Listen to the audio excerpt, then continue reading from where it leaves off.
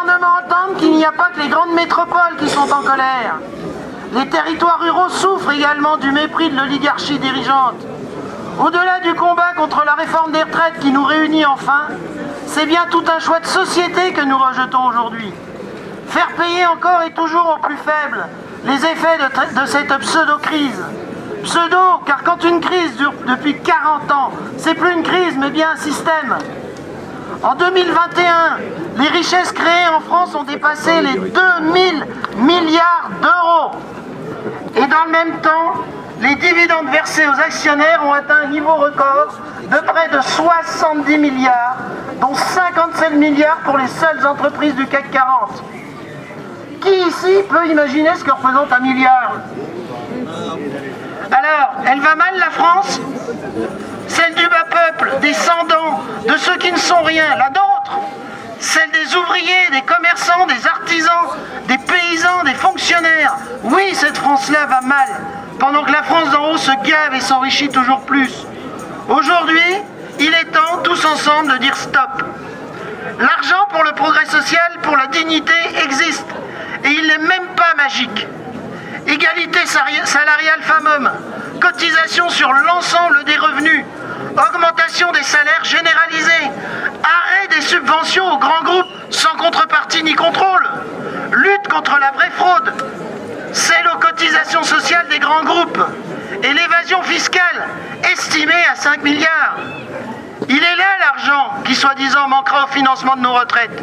Soi-disant, puisque même les représentants du Conseil d'orientation des retraites ont déclaré que le système de retraite français ne connaîtra pas de dérapage dans les années à venir. Mais plus que la dimension financière, c'est de l'humain dont nous parlons. L'âge moyen en bonne santé est de 64 ans et 3 mois pour les femmes et de 62 ans et 6 mois pour les hommes. Moins de 40% des salariés sont encore en emploi au moment de prendre leur retraite. Pour notre bien, Macron a supprimé la médecine du travail, a supprimé du droit du code du travail, il a supprimé les CHSCT, il a cassé la santé publique, il a supprimé l'ISF, il a bloqué les salaires et les pensions, et là il décide de repousser l'âge de départ en retraite. Quand Macron nous veut du bien, cela donne moins de travail, plus de précarité, plus de pauvreté, plus d'injustice et d'exclusion. Pour nous, et des riches de plus en plus riches. Alors, tous ensemble, ne lâchons rien, restez solidaires, c'est le seul moyen de gagner. Car oui, dans une démocratie, c'est bien le peuple qui gouverne. Merci.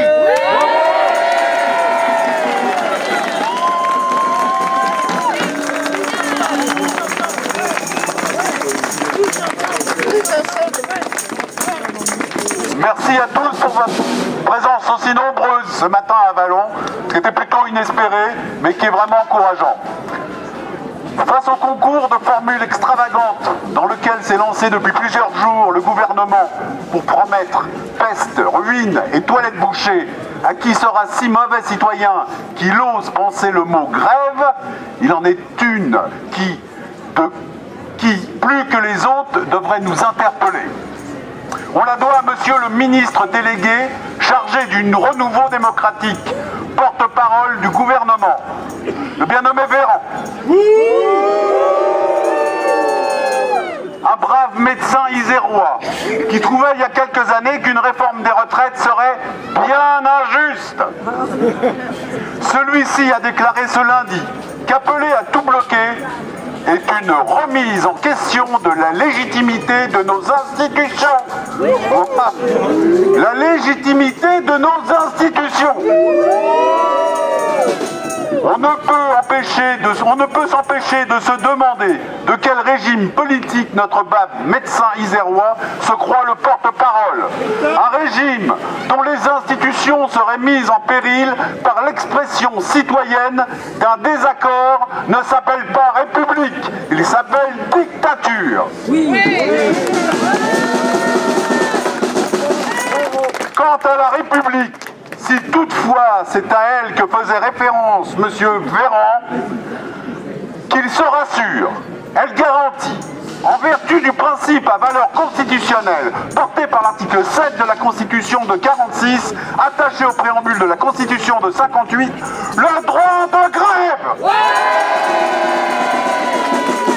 Le le texte fondateur de nos institutions, investissant le peuple de la souveraineté nationale, lui reconnaît le droit salutaire de signifier à ses représentants qu'ils en font un mauvais usage.